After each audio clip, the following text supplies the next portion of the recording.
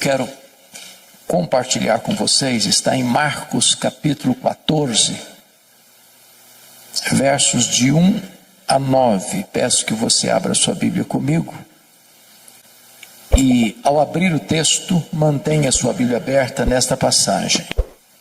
Eu estou usando a versão ARA, revista atualizada. Eu não sei se nós temos a projeção do texto, mas se não tiver, acompanhe comigo a leitura. Marcos 14. Está escrito assim: dali a 2 dias, era a Páscoa e a festa dos pães asmos. E os principais sacerdotes e os escribas procuravam como prenderiam Jesus à traição e o matariam. Pois diziam: não durante a festa, para que não haja tumulto entre o povo. Estando ele, Jesus, em Betânia, reclinado à mesa, em casa de Simão leproso, veio uma mulher trazendo um vaso de alabastro com preciosíssimo perfume de nardo puro. E quebrando o alabastro, derramou o bálsamo sobre a cabeça de Jesus. Indignaram-se alguns entre si e diziam: para que esse desperdício de bálsamo? Porque este perfume poderia ser vendido por mais de 300 denários e dar-se aos pobres. E murmuravam contra ela. Mas Jesus disse: deixai-a, por que a molestais? Ela praticou boa ação para comigo. Porque os pobres sempre os tendes convosco, e quando quiserdes, podeis fazer-lhes bem, mas a mim nem sempre me tendes. Ela fez o que pôde, antecipou-se a ungir-me para a sepultura. Em verdade vos digo, onde for pregado em todo o mundo o evangelho, será também contado o que ela fez, para a memória sua. Amém. Bom, o contexto desta passagem está meridianamente claro. Trata-se de 2 dias antes da Páscoa. A Páscoa era a maior festa dos judeus. Relembrava a libertação histórica dos escravos do Egito para a liberdade do povo de Deus. A Páscoa era a alegria dos judeus e ao mesmo tempo o terror dos romanos. Os romanos tinham medo de motim e de rebelião. E nesta época da Páscoa, a população de Jerusalém quintuplicava. E a preocupação era tamanha que o governador romano transferia todo o seu aparato militar de Cesareia Marítima, onde estava a sede do seu governo, para Jerusalém. Até mesmo o tetrarca da Galileia, Herodes Antipas, mudava o seu gabinete para Jerusalém durante essa festa. E está escrito que 2 dias antes dessa festa, as autoridades judaicas, os sacerdotes principais e os escribas tramavam, urdiam, conspiravam nos bastidores a prisão de Jesus à traição, para matá-lo depois da festa, quando o povo já tivesse ido embora, portanto longe dos holofotes. Mas é muito curioso que Mateus 26, texto paralelo deste, nos informa que 2 dias antes da Páscoa, foi Jesus quem disse para os seus discípulos que ele haveria de ser entregue nas mãos das autoridades judaicas. E aí você conclui que quando os homens tramam, urdem, conspiram, maquinam, pensando que eles estão no controle, eles estão apenas cumprindo uma agenda já estabelecida pelo próprio Deus. Quem tem as rédeas da história e controla o mundo, a história, a igreja e a sua e a minha vida, é o Senhor Deus, o Todo-Poderoso. Vale destacar que enquanto aqui em Jerusalém se trama a prisão e a morte de Jesus, ali bem perto, em Betânia, 10 quilômetros, uma família prepara uma festa para Jesus. E Jesus ainda hoje desperta sentimentos tão diversos. Ele é amado por uns, odiado por outros, adorado por uns, rechaçado por outros. É importante entender ainda que esse jantar que foi oferecido a Jesus em Betânia aconteceu na casa de um homem chamado Simão. E a Bíblia não dá o sobrenome dele, não dá nenhuma característica dele, a não ser levantar um adjetivo, um epíteto: Simão, o leproso. É óbvio que esse homem não era mais leproso, porque se o fosse, sequer poderia ficar em casa, muito menos oferecer um jantar e convidar pessoas para sua casa. Mas se esse homem não era mais leproso, e certamente não o era mesmo, por que Marcos registra que o jantar ocorreu na casa de Simão, o leproso, e não na casa de Simão, o ex-leproso? Para advertir-nos de um grande perigo: o perigo de rotular pessoas, o perigo de carimbar gente, porque rótulos ficam, mesmo quando eles não são mais necessários. O doente está curado, o cativo está liberto, o perdido está salvo, mas o rótulo ficou. Então não carimbe gente, porque Deus pode mudar a história delas. Também é digno de nota que quem se destaca nesse jantar é uma mulher. E nos evangelhos chamados sinóticos, Mateus, Marcos e Lucas, que relatam esse episódio, embora Lucas passa de raspão, essa mulher é incógnita, essa mulher não tem nome, ela é anônima. Porém, em João 12, texto paralelo deste, essa mulher tem nome. Essa mulher é Maria, irmã de Marta e de Lázaro. E ela tem uma biografia belíssima, porque ela só aparece 3 vezes na Bíblia. E nas 3 vezes que Maria aparece nos registros bíblicos, ela está no topo do mundo, aos pés de Jesus. Porque não há lugar mais alto no mundo do que aos pés de Jesus. E a primeira vez que ela aparece, lá em Lucas 10, ela está aos pés de Jesus para aprender. E a maior e melhor academia do mundo é assentarmos-nos aos pés de Jesus. Porque ele não é um alfaiate do efêmero, ele é o escultor do eterno, ele é o mestre dos mestres, ele é o Senhor dos senhores. A segunda vez que Maria aparece na Bíblia está lá em João 11, e ela mais uma vez está aos pés de Jesus, agora para chorar, ensinando-nos que aos pés de Jesus é onde encontramos a mais rica fonte de consolo para o nosso coração machucado e ferido. Mas finalmente, aqui no texto, mais uma vez ela está aos pés de Jesus, agora para agradecer. E agradecer o maior milagre público de Jesus, a ressurreição de Lázaro, irmão de Maria. Então diz a Bíblia que Jesus está à mesa com seus discípulos, Lázaro recém-ressuscitado também está à mesa, Marta, como de costume, está servindo, ela está sempre em movimento, sempre trabalhando, e não há demérito nenhum nisso. E agora diz o texto que Maria pega um vaso de alabastro, alabastro é uma pedra ornamental de cor rosa, e diz o texto bíblico lá em Mateus 26, que esse vaso está cheio de um perfume preciosíssimo, grau superlativo, feito de uma essência chamada nardo. E Marcos tem o cuidado de informar que a essência não é híbrida, é nardo puro. E João nos informa que esse vaso contém 1 libra de perfume. O que é 1 libra? 1 litro tem 2,2 libras. Portanto, se o vaso está cheio e tem dentro do vaso 1 libra de perfume, estamos informando que tem dentro desse vaso em torno de 350 a 400 ml de perfume. É um frasco pequeno, de uma pedra bonita, alabastro. E ela vem por trás de Jesus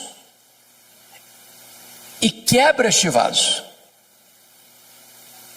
Toda a casa é tomada pelo perfume de João 12. Esse perfume escorre pela cabeça de Jesus toma todo o seu corpo, chega aos seus pés, e ela então enxuga os pés de Jesus com seus cabelos. Isso provoca uma reação imediata dos discípulos capitaneados por Judas Iscariotes. Isso é um desperdício. Esse perfume poderia ser vendido por mais de 300 denários e dar-se aos pobres. E murmuraram contra ela. E Jesus sai em defesa de Maria e diz: deixai-a. Ela praticou uma boa ação para comigo. Os pobres sempre os tendes convosco, mas a mim nem sempre me tendes. Ela fez o que pôde. Antecipou-se a ungir-me para a sepultura. E em verdade vos digo, em todo mundo onde for pregado o evangelho, será contado o que ela fez para a memória sua. Portanto, agora eu quero, olhando para o texto, tirar daqui algumas lições para o nosso ensino. Primeira lição, confira comigo o verso 8. Ela fez o que pôde. Sempre que leio isso, o meu coração é fisgado por uma pergunta: meu Deus, e eu estou fazendo o que posso para Jesus? Estou fazendo tudo o que posso para Jesus? Porque às vezes nós fazemos, mas fazemos relaxadamente. Às vezes nós fazemos, mas não fazemos tudo o que podemos. Às vezes nós fazemos, mas não fazemos de todo o coração. Às vezes nós fazemos, mas não fazemos com a motivação certa. Maria se nos apresenta como um exemplo. Ela fez o que pôde. Permita-me um exemplo para clarear essa ideia. Eu acho que vocês todos já ouviram falar dos moravianos da Alemanha. Movimento que começou em 23 de setembro de 1723, às 11 horas da manhã, começando uma reunião de oração que durou 100 anos, ininterruptamente, produzindo uma geração de gente piedosa, comprometida com a obra missionária. Para vocês terem uma ideia, cada 18 moravianos sustentavam um missionário fora da Alemanha, mesmo sendo tão pobres. Às vezes a situação era tão crítica que alguns deles não tinham dinheiro para ofertar. Então se vendiam, era uma coisa possível na época, se vendiam como escravos, para comprar a passagem de ida, para os povos mais longínquos, para dedicar o resto dos seus dias ali, pregando o evangelho da graça de Deus. Quando eu vejo um exemplo desse, eu preciso perguntar a mim mesmo: meu Deus, e eu estou fazendo o que posso, tudo o que posso para Jesus? Maria fez o que pôde. Segunda lição que eu aprendo com Maria, versículo 3 e 4.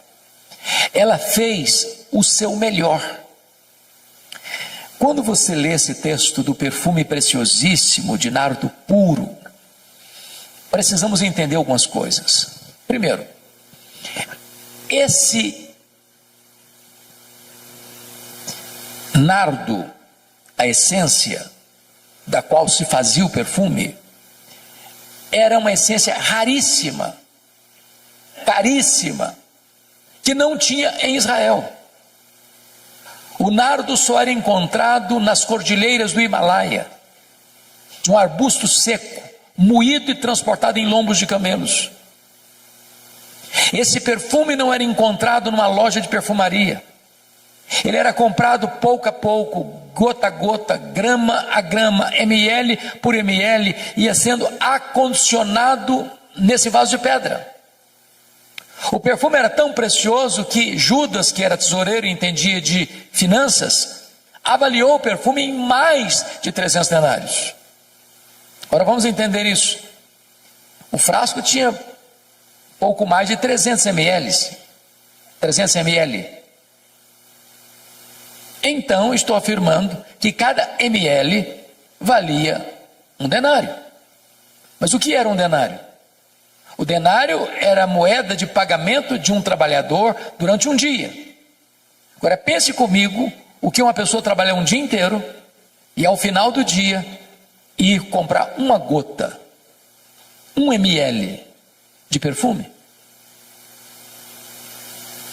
Agora pense comigo, Quando você tem um bom perfume, eu sei que vocês têm e gostam, e eu também. Como é que nós usamos? Porque um bom perfume é caro. Usamos cuidadosamente, só um pouquinho, em ocasiões especiais. E falamos para nós mesmos, esse perfume tem que durar pelo menos um ano. Agora notem que ela não abre o frasco, ela não abre o vaso, ela quebra o vaso. Por que ela quebra o vaso? Porque ela está dizendo, eu não quero que sobre nem uma gota. O melhor que eu tenho, eu quero dedicar ao Senhor Jesus. Eu pergunto a você, você tem dado o seu melhor para Jesus? Às vezes, meus irmãos e irmãs, eu fico imaginando que aqueles que não têm o conhecimento que você e eu temos da graça de Deus, às vezes são mais zelosos em servir aos seus ídolos do que nós o somos em servir ao Rei da Glória. Eu estava pregando há alguns anos em Portugal e estava viajando para Coimbra. De repente eu vi caravanas e mais caravanas andando pelo asfalto.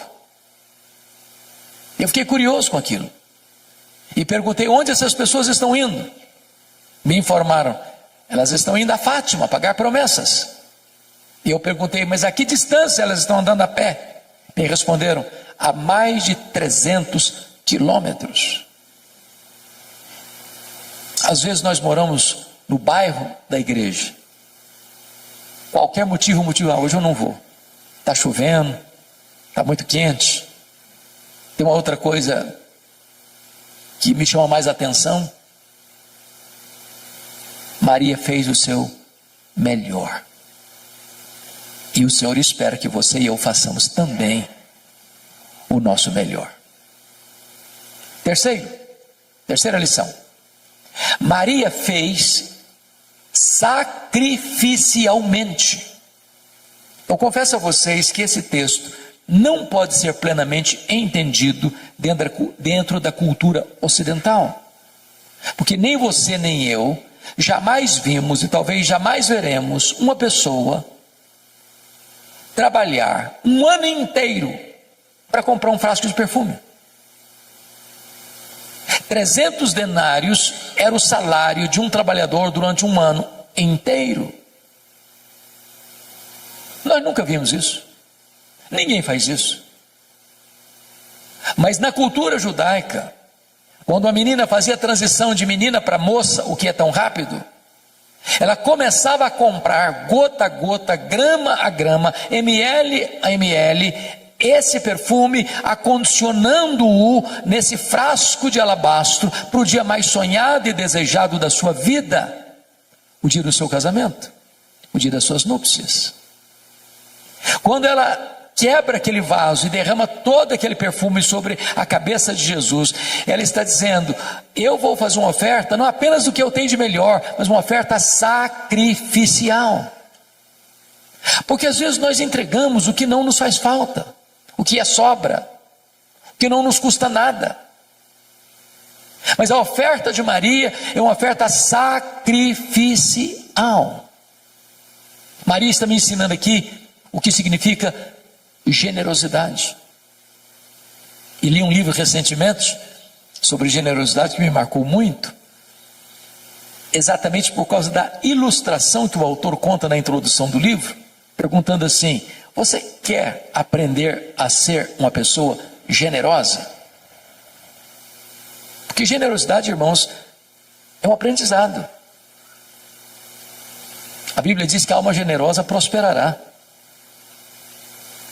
A Bíblia diz que se você retém mais do que é justo, isso vai ser pura perda para você. A Bíblia diz que quando você dá ao pobre, você empresta a Deus. Jesus ensinou que mais feliz é dar, mais feliz é o que dá do que o que recebe. Mas o autor diz assim, você quer aprender a ser generoso? Compra um vaso de vidro transparente, bote na sua sala, mas não ponha flor, ponha só terra, para você passar por lá todo dia e olhar esse vaso, para ensinar você duas coisas. Primeiro, de onde você veio? Você veio do pó. Segundo, para onde você vai? Você vai voltar para o pó. Do pó que você veio, quanto você trouxe? Não trouxe nada. Para o pó que você vai, quanto você vai levar? Também não vai levar nada. Então você não é dono de nada. Você é apenas o mordomo do dono. O que a Bíblia diz é que Deus requer do mordomo que ele seja fiel. Ora, para ser fiel ao dono, que é generoso, a única maneira de eu ser um mordomo fiel ao dono generoso é sendo generoso com o que é do dono. O seu e o meu problema em sermos generosos é que nós temos a síndrome de dono. Mas se eu entendo que o que Deus me confiou não é meu e eu preciso administrar de maneira generosa, eu já não vou ter mais dificuldade de ser generoso com o que é do dono, porque o dono é generoso. Maria fez sacrificialmente. Quarta lição que eu aprendo com Maria.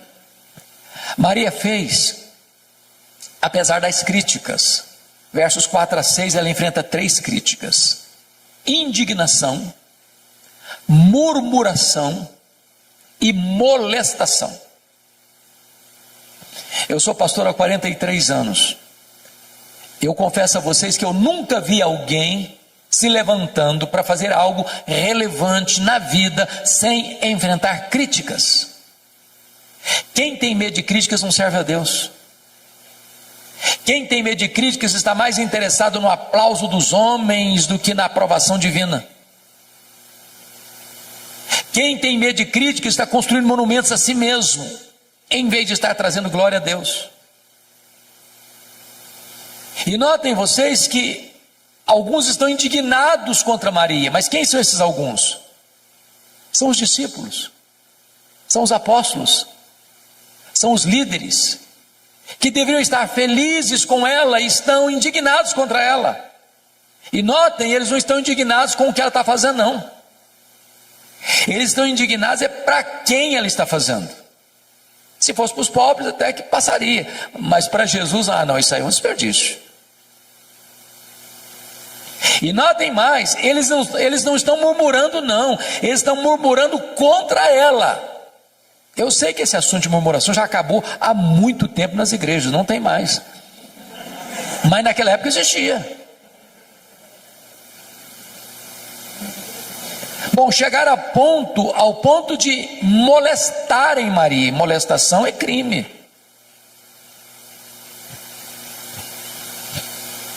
O que é curioso é que quem, conforme João 12, lidera o discurso de desperdício foi Judas Iscariotes. E João 12 diz que Judas Iscariotes, nesse discurso populista, não estava interessado em ajudar pobre, era coisa nenhuma. Ele queria pegar essa grana para ele. Ele era ladrão. E é nessa conjuntura aqui que a Bíblia tira a máscara de Judas e o chama de ladrão. E quando você lê os evangelhos, é dessa cena aqui que ele sai nas caladas da noite para ir lá em Jerusalém e vender Jesus por 30 moedas de prata. Meus irmãos, a atitude generosa de Maria está confrontando a avareza de Judas.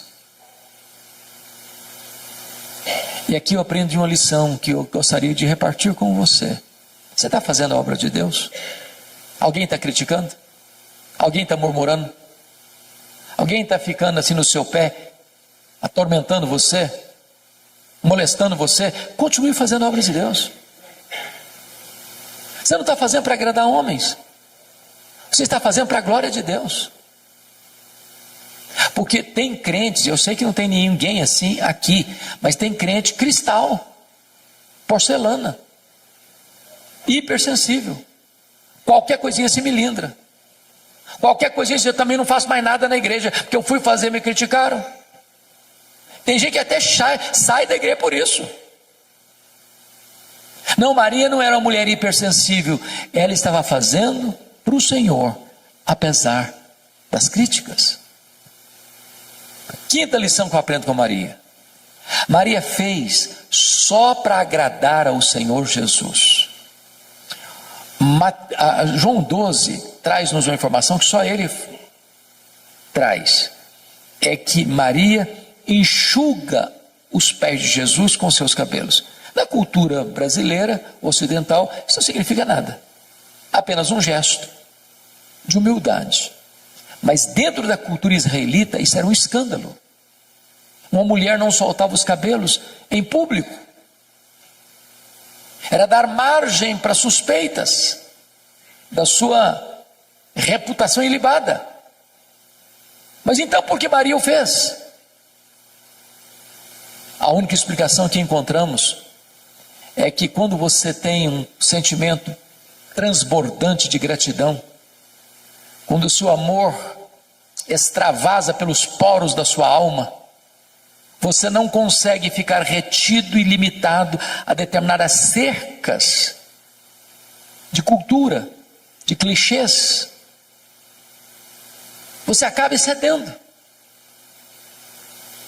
Porque às vezes, meus irmãos, nós, até com o nosso zelo, somos cheios de dedo, preocupados em desagradar fulano, desagradar Beltrano, desagradar Cicrano. Porque se eu fizer algum gesto, alguém vai me censurar. Se eu levanto a mão, me censura. Se eu não levanto a mão, me censura também. Se eu transbordo em emoção e choro, acho que eu sou piega. Se eu não choro nunca, eu sou durão demais.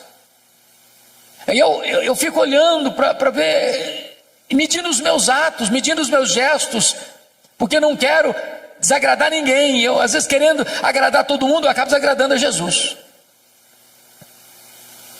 O único vetor que governou Maria foi agradar a Jesus. Ela não estava preocupada com o que Tomé ia falar, o que Mateus ia dizer, o que Judas ia comentar. Ela queria agradar a Jesus. E eu não estou dizendo que você e eu estamos liberados para desagradarmos as pessoas, não. O que eu estou dizendo é que agradar a Jesus deve ser o vetor que governa a nossa vida. Sexta lição que eu aprendo com Maria. Maria fez no tempo certo. Versículo 8, a parte B diz: ela antecipou-se a ungir-me para a sepultura. Me permita retroceder um pouco aqui para explicar melhor isso. Vocês se lembram de Lucas 8, a partir do verso 3, que foram as mulheres da Galileia que bancaram financeiramente o ministério de Jesus. Eu vou falar baixinho porque tem mulheres no auditório. As mulheres são mais generosas do que os homens. É verdade. A história prova isso. Quem financiou o ministério itinerante de Jesus pelas cidades e aldeias da Galileia, tinham 204 cidades e aldeias, foram as mulheres. A Bíblia cita 3 pelo nome: Maria Madalena, Joana, Susana e muitas outras. Eu não sei quantos são muitas outras. Mas pense comigo aqui na cena. Tem Jesus, tem 12 apóstolos, 13. Tem Maria Madalena, Joana e Susana, 16 agora. Muitas outras, eu não sei quantas. Vamos imaginar que o grupo todo seja de 40 pessoas. De cidade em cidade, de aldeia em aldeia. Não tem hotel, não tem hotel fazenda. Não tem self-service. Não tem infraestrutura. E elas atrás, passando Pix, fazendo transferência bancária, pagando a conta. Nessa jornada é que Jesus diz para os discípulos e para elas que era necessário subir para Jerusalém para ser preso, para ser crucificado, para ressuscitar o terceiro dia. Quando Jesus vai, essas mulheres sobem com ele. Quando Jesus foi crucificado, os apóstolos todos, exceto João, se acovardaram. Mas essas mulheres da Galileia estavam presentes na crucificação de Jesus.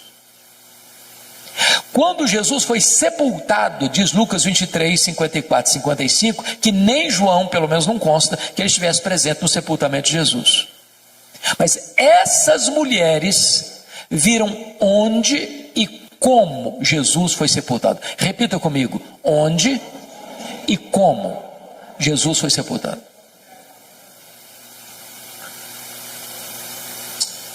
Agora vamos entender um pouco melhor. Que horas Jesus morreu na cruz na sexta-feira? 3 horas da tarde. 3 horas da tarde. Hora nona. Que horas ele foi sepultado? A Bíblia não consta. Mas tinha que ser antes de começar o sábado. Então encerrava sexta-feira, 6 da tarde, começava o sábado. Parava tudo. Agora, vamos pensar de novo comigo aqui, me acompanha o raciocínio. Então, entre a morte e o sepultamento, quanto tempo disponível se tem? 3 horas. Bom, morreu, ninguém tem autoridade de tirar o corpo da cruz. Só o governador pode autorizar. Ele foi crucificado fora dos portões. O governador está lá dentro dos portões, na fortaleza da Antônia. Também não adianta ter qualquer um lá que não vai nem receber, tem que ter alguém com trânsito. Então escolhem José de Arimateia. Ele chega lá no governador e diz: ó, governador, eu queria pedir permissão para sepultar o Jesus Nazareno, porque eu tenho uma sepultura nova que nunca foi usada, eu vou emprestar para sepultar o Jesus Nazareno. O governador deve estar falando assim: não deu prazo para morrer não. E demora. Demora muito. Tem gente que fica um dia inteiro aí. Não, mas morreu. Não morreu. Mas morreu sim, senhor. Não, eu só acredito se o centurião vier aqui me falar que morreu. Não tinha telefone celular. Tive que ir lá chamar o centurião. Trazer o centurião aqui. Morreu sim, senhor. Então tem que fazer um documento.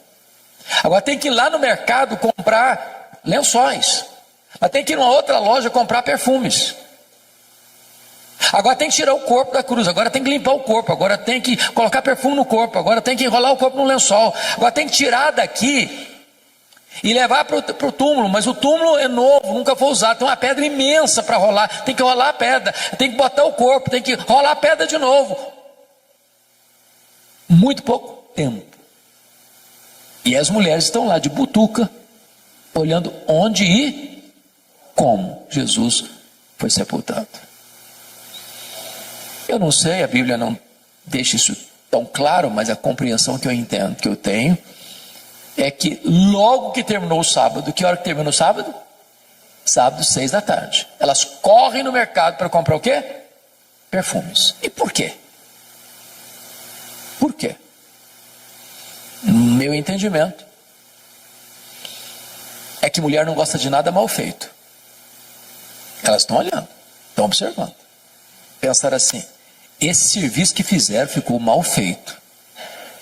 Quando terminar o sábado, nós vamos voltar e vamos fazer esse serviço direito. Quem está voltando no túmulo não são os apóstolos, eles estão trancados com medo, acovardados. Quem bota a cara na rua, num ambiente hostil, são as mulheres da Galileia. Quando elas chegam, uma surpresa: a pedra está rolada. Quando elas entram, outra surpresa: o túmulo está vazio. Quando elas saem, uma outra surpresa: o anjo pergunta para elas: o que vocês vieram fazer aqui? Procurar entre os mortos aquele que está vivo. Ele não está mais aqui não, ele ressuscitou.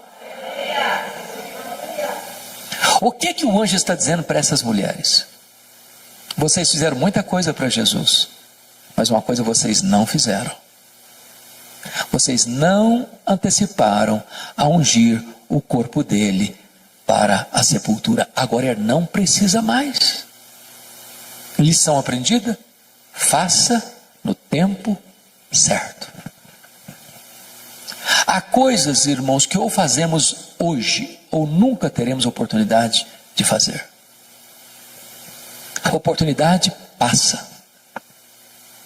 Nunca deixa para amanhã o que você pode fazer hoje. Nunca faça a oração de Faraó. Pediu para Moisés orar por ele, para as rãs irem embora amanhã. O problema era de hoje. Amanhã pode ser tarde demais. Eu não sei se vocês concordam comigo, há duas coisas que me chocam muito na cultura brasileira. A primeira delas são os nossos funerais. Irmãos, eu nunca vi ninguém receber tanto elogio quanto o defunto. Já viu? É uma rasgação de seda em cima do caixão que não tem mais fim.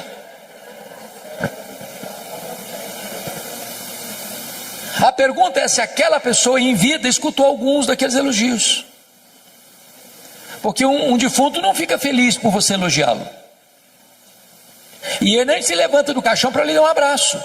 E se levantar, você corre também. Então não espere a pessoa morrer para elogiar. Que tem crente assim muito espiritual que diz, não, mas esse negócio de elogiar é um perigo, a pessoa vai ficar vaidosa. O que a Bíblia proíbe é hipocrisia. Mas um elogio sério, sincero, oportuno, é um bálsamo. A segunda coisa que me choca na nossa cultura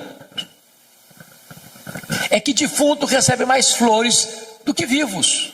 Faz sentido isso? Não faz sentido, gente.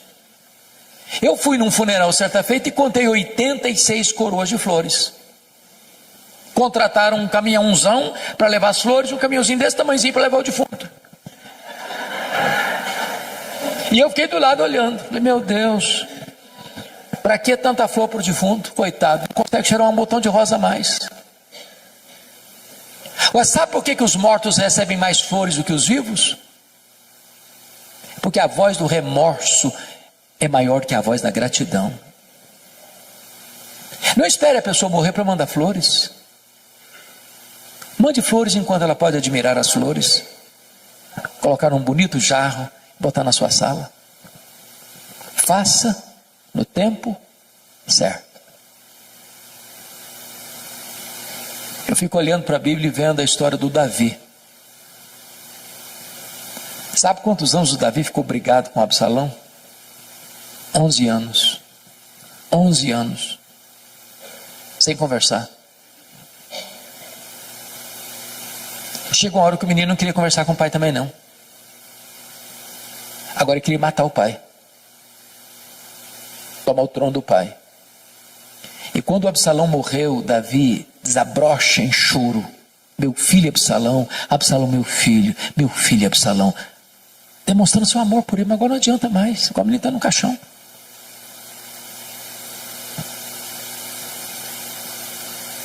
Não espere para amanhã. Faça hoje, enquanto é tempo. No tempo certo. Mas deixa eu terminar com a última lição de Maria, a sétima lição do texto. Versículo 9. Maria fez com reflexos para a eternidade. Jesus diz, em verdade vos digo, em todo mundo, onde for pregado o evangelho, será contado o que ela fez para a memória sua. E essa profecia de Jesus, proferida numa casa pequena, numa vila pequena, há 2000 anos, tem sido contada dos outeiros da história, nos ouvidos do mundo. E essa profecia se cumpre hoje, exatamente dia 8 de março, de abril, 8 de abril de 2025, no Hotel Fazenda, em Poços de Caldas, Minas Gerais. A grande pergunta desse texto é o que é que você e eu estamos fazendo hoje que vai reverberar nas futuras gerações? Que marcas nós vamos deixar? Que legado nós vamos deixar para as futuras gerações? Eu não sei se você pensa nisso, de vez em quando eu penso. Qual vai ser a frase que eles vão botar naquela plaquinha de mármore branco que fica em cima da sepultura? Se Jesus não voltar antes, depois de 50 anos que nós tivermos partido e alguém passar lá e espanar a poeira, será que a nossa vida vai impactar alguém ainda? Nós estamos vivendo uma geração egoísta, narcisista, consumista, materialista. Nas palavras de A.W. Tozer, estamos vivendo uma geração que está olhando para o seu próprio umbigo.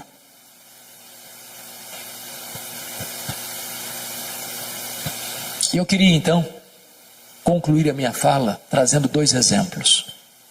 Um da Bíblia e outro da história da missiologia. O exemplo da Bíblia tem a ver com o rei Ezequias. O rei Ezequias teve um pai terrível. O pai dele era Acás, um homem terrível, idólatra, feiticeiro. Mas Ezequias, embora não tenha tido berço, foi um homem piedoso. Começou a reinar com 25 anos, reinou 29 anos, morreu com 54 anos. Ele foi tão piedoso que a Bíblia diz que não teve ninguém igual a ele, nem antes nem depois. Foi no governo dele aqui em Jerusalém que as 10 tribos do norte foram tomadas pelo Império Assírio. Quando ele tinha 39 anos, ele enfrenta 2 terríveis problemas. Primeiro, um cerco militar do mesmo exército que tinha tomado Samaria, agora cerca Jerusalém e dá uma ordem para ele: se renda, porque Deus nenhum poderá livrar você da minha mão. Se não bastasse isso, diz a Bíblia que ele sofreu uma enfermidade física, uma úlcera, que médico nenhum conseguiu resolver. E Deus manda o profeta Isaías na casa dele com uma palavra expressa: põe em ordem a tua casa, porque morrerás e não viverás. E o rei voltou-se para a parede e orou fervorosamente, chorou abundantemente. Deus respondeu a oração dele rapidamente e mandou de volta o profeta Isaías na casa dele. Diz: olha, eu ouvi a tua oração, eu ouvi as tuas lágrimas, e eu te curarei da tua enfermidade, e eu livrarei Jerusalém do poder da Síria. Deus escalou um único anjo que matou 185 mil soldados assírios ao redor de Jerusalém. Deus estendeu os dias de Ezequias, deu-lhe mais 15 anos. E agora, a notícia do milagre foi tamanha, e reverberou para fora das fronteiras de Israel, e chegou lá longínquamente na Babilônia, um império que estava se formando. E o rei da Babilônia mandou uma comitiva diplomática visitar e presentear Ezequias pelos milagres recebidos. E diz a Bíblia que quando esses embaixadores chegaram, ele abriu o seu palácio, abriu a sua casa e mostrou seus tesouros, suas riquezas, seu ouro, sua prata, seus olhos finos, toda a magnificência do seu reino, toda a grandeza do seu reino, e não deu uma palavra sequer de gratidão a Deus. Aquilo foi mal aos olhos do Senhor. E Deus mandou de volta lá no palácio o profeta Isaías, dizendo o seguinte: agora escuta a palavra do Senhor. Essa Babilônia voltará. E quando ela voltar, ela vai saquear tudo que se ajuntou até então. Dos filhos que tu gerares serão levados cativos. Serão prisioneiros, escravos, serão feitos eunucos. Em outras palavras, serão castrados, não poderão gerar. Diante de tamanha tragédia, sabe qual foi a resposta do rei para o profeta? Boa é a palavra que disseste. Não, você não entendeu o que eu falei. Estou falando que a Babilônia vai saquear tudo, que os filhos vão ser escravos, que vão ser castrados. Você vem me dizer que boa essa palavra, você está ficando louco. Aí ele pensou, aí ele não falou não.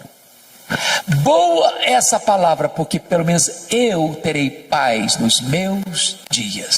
Sabe o que ele está dizendo? Quando isso acontecer, já terei batido as botas. Quando isso acontecer, eu não vou estar mais aqui para contar a história. Sabe o que ele está dizendo?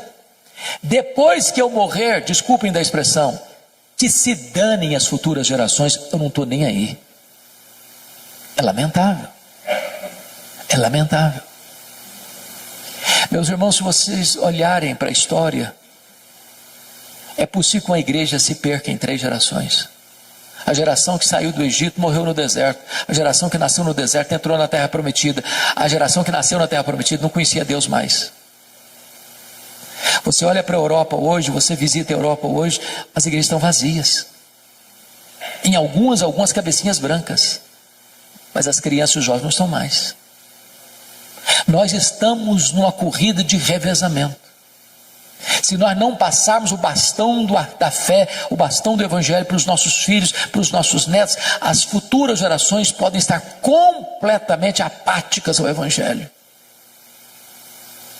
A minha oração e a sua deve ser essa também: clamar aos céus para que os nossos filhos, os nossos netos sejam mais crentes do que nós, mais cheios do Espírito Santo do que nós, e que a igreja que eles terão amanhã seja uma igreja mais forte, mais viva do que a que temos hoje.